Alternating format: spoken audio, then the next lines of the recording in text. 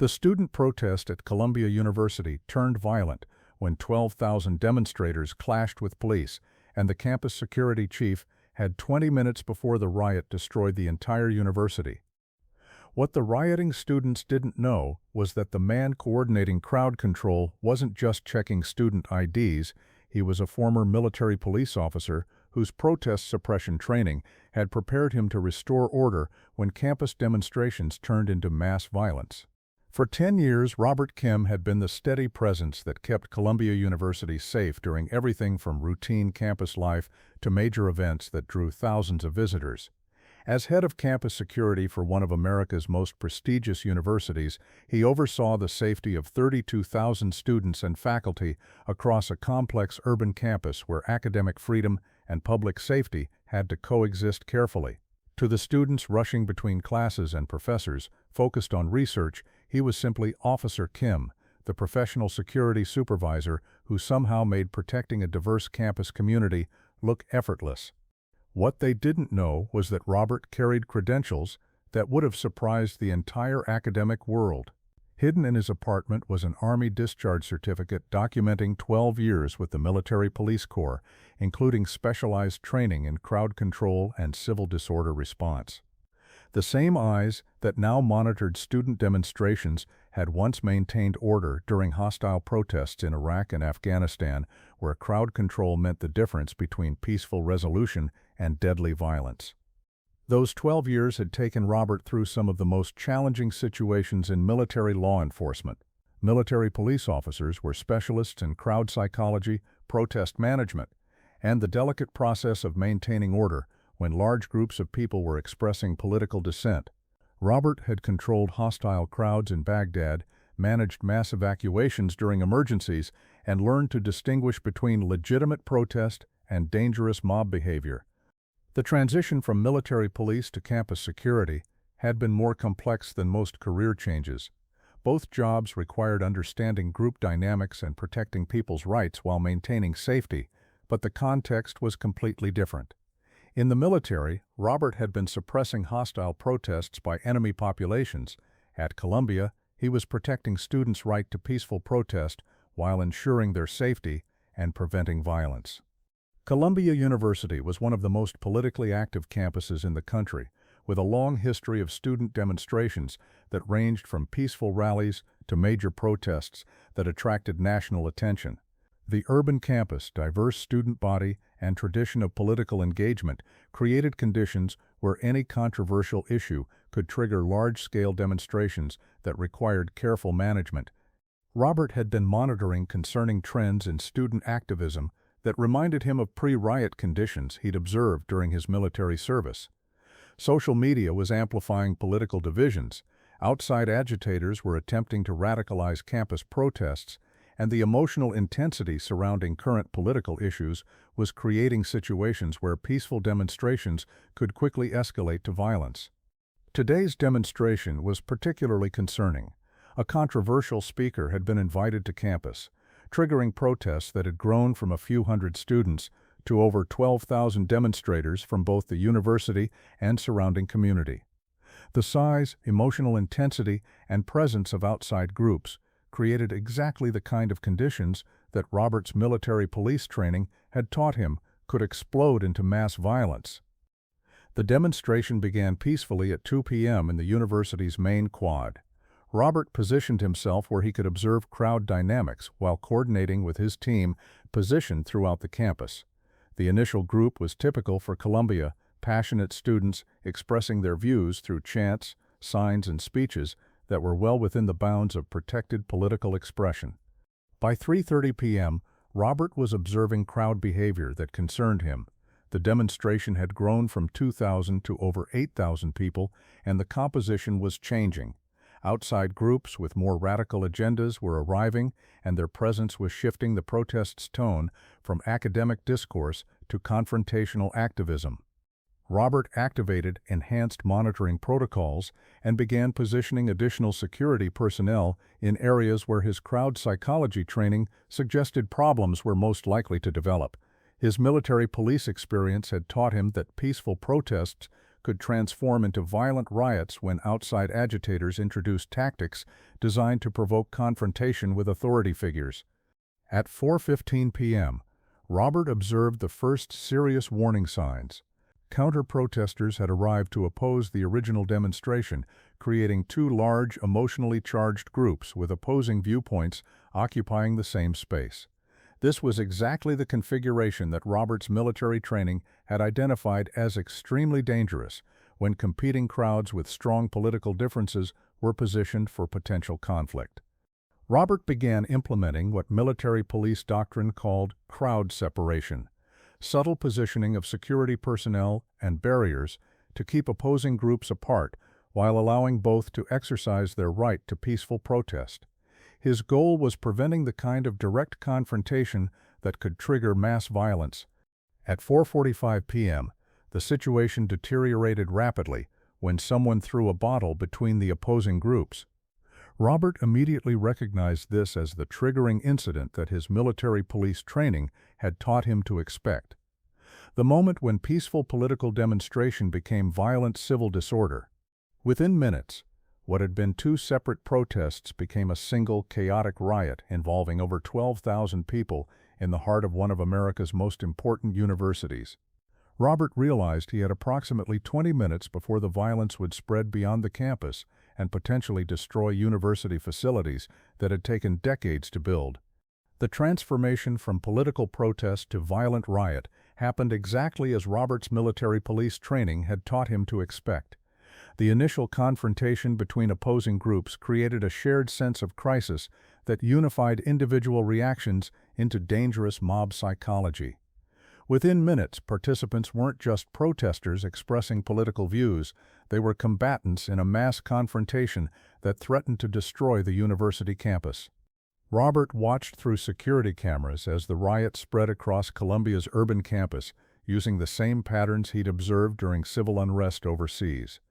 Initial violence in the main quad was creating copycat incidents in other locations, and the crowd was beginning to target university infrastructure, security personnel, and each other in ways that could quickly result in serious injuries or deaths. Robert activated the university's emergency response system and began implementing what military police called riot suppression, tactics designed to restore order when traditional crowd management had failed and violence was already occurring. His 12 years of experience had prepared him for exactly this scenario, thousands of people expressing collective rage in an environment where conventional security response would be inadequate. Working with NYPD and university administration, Robert began coordinating the kind of comprehensive crowd control operation that most campus security professionals had never encountered. The challenge wasn't just stopping the riot. It was protecting the university community's right to peaceful protest while preventing the mass violence from spreading into the surrounding neighborhood. Robert's first priority was implementing what military police called containment, preventing the riot from expanding beyond the campus boundaries where it could affect innocent civilians and cause the kind of widespread urban violence that could take days to control. Using strategic positioning of security personnel and coordination with city police, Robert began creating a perimeter that would keep the violence confined to areas where it could be managed. His second action was more direct. Moving through the campus to areas where the riot was most intense, Robert began implementing the kind of personal crowd control that military police officers used when mass psychology needed to be interrupted by authority figures who could command respect even during violent situations. Robert's presence in the rioting areas had an immediate impact. His military police training had taught him how to project the kind of calm authority that could interrupt mob behavior and remind individual people that they were responsible for their actions, even during emotionally charged political situations. Robert began implementing what military police specialists called de-escalation through authority, using his understanding of crowd behavior to reduce violence by addressing the psychological and political factors that were driving the riot rather than simply trying to suppress it through force. His first technique was what military doctrine called message clarification, helping protesters understand that their legitimate political concerns were being overshadowed by violence that would undermine their cause rather than advance it. Robert used the university's public address system to acknowledge the students' right to protest while making it clear that violence would not achieve their political objectives. The technique that proved most effective was what military police called crowd segmentation, dividing the rioting mass into smaller groups that could be managed individually rather than allowing the entire demonstration to function as a single uncontrollable mob. Robert coordinated with campus security and NYPD to create physical and psychological barriers that interrupted the crowd's unified behavior. Moving through different areas of the campus, Robert used his military police training to identify and neutralize the most aggressive participants while providing alternative leadership for students who were caught up in mob behavior but could be redirected toward peaceful political expression.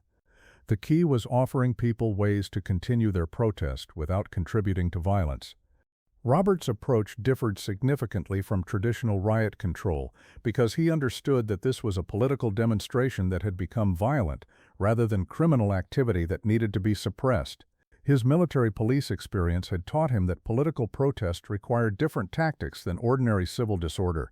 The goal was protecting everyone's safety while preserving the democratic rights that had brought people to campus in the first place. Working with student leaders and faculty who had remained on campus during the riot, Robert coordinated a systematic de-escalation that addressed the underlying political issues while restoring order. His military training allowed him to distinguish between students who were engaged in legitimate political protest and outside agitators who were trying to create maximum violence and disruption. By implementing what amounted to military crowd control techniques in an academic setting, Robert successfully converted a campus-wide riot involving 12,000 people into manageable political demonstrations that could continue without violence.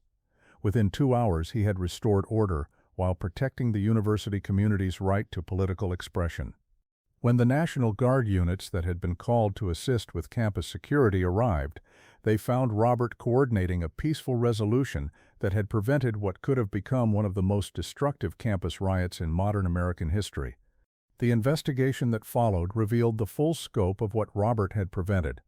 Federal authorities from the FBI's Domestic Terrorism Task Force analyzed the Columbia University riot and concluded that Robert's intervention had likely prevented what could have become a citywide civil disorder that would have required federal intervention to control. Dr. Sarah Martinez, who led the Department of Education's investigation into campus security, explained to Robert that university riots were among the most complex crowd control situations that law enforcement could face. Academic institutions are designed to encourage free expression and political engagement, she said.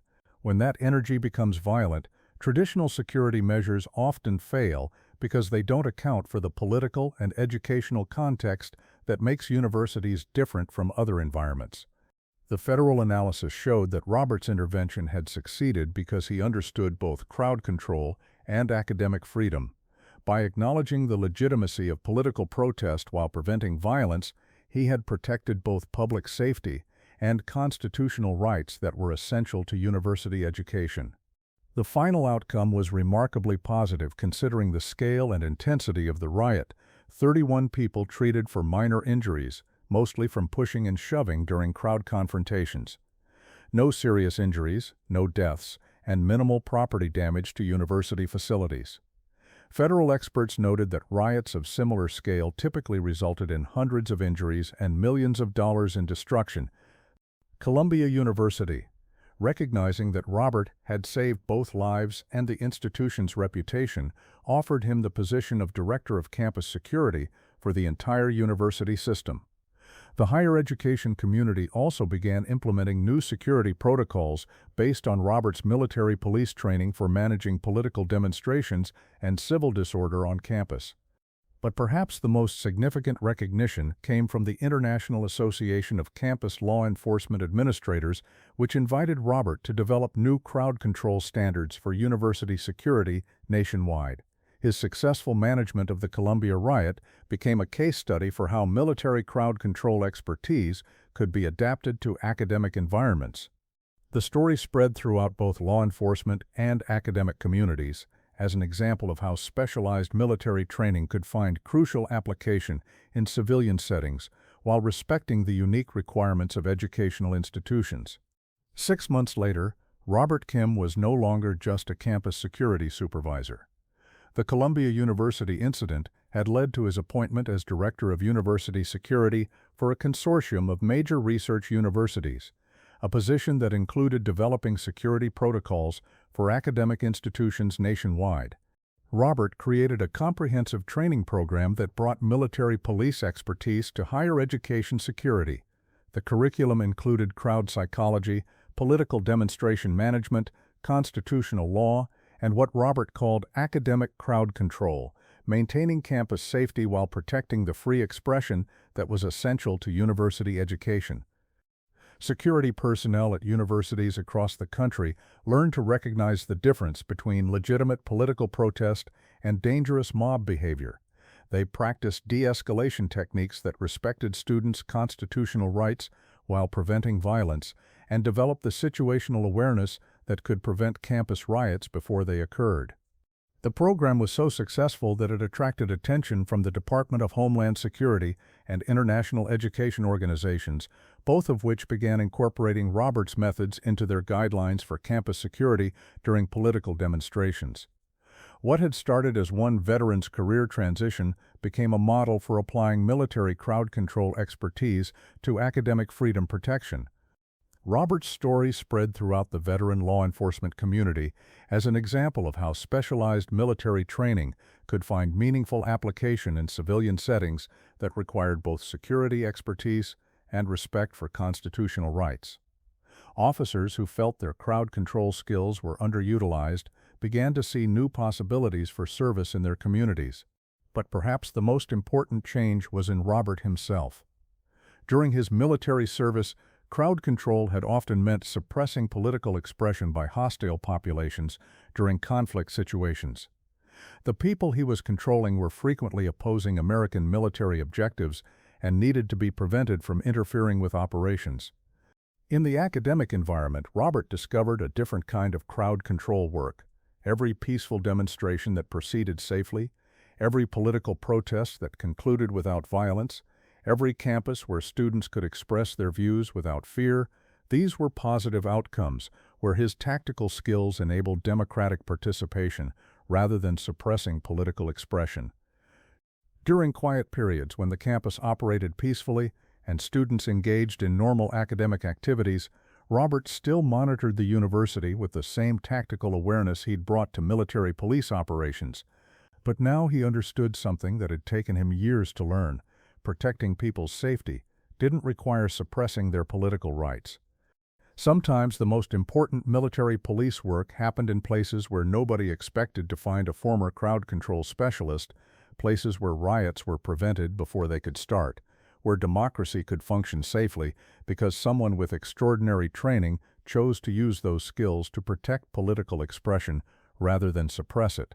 Robert Kim had spent 12 years managing crowds during some of the world's most dangerous civil unrest. Now he spent his time ensuring that university students could engage in political demonstration without fear, knowing that someone with the training and commitment to prevent mass violence was watching over their constitutional rights. And in the end he realized both missions were exactly the same, using specialized skills to protect people and institutions from harm, ensuring that human communities could function safely regardless of whether those communities were motivated by military objectives or academic freedom.